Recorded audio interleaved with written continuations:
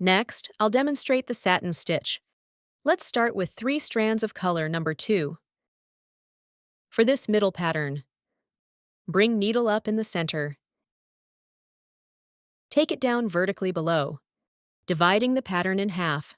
Let's complete the left side first, then do the other side. Come up right next to the previous stitch. Take it down vertically below. Bring it up. Keep stitches close together. Leave no gaps.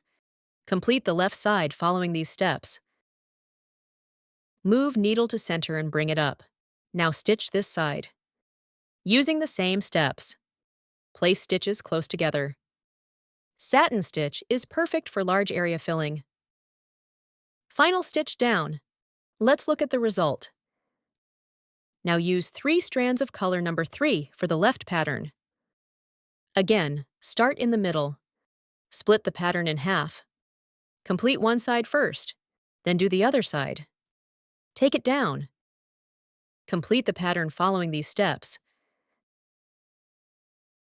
Now stitch the other half. Take it down. Let's look at the finished result.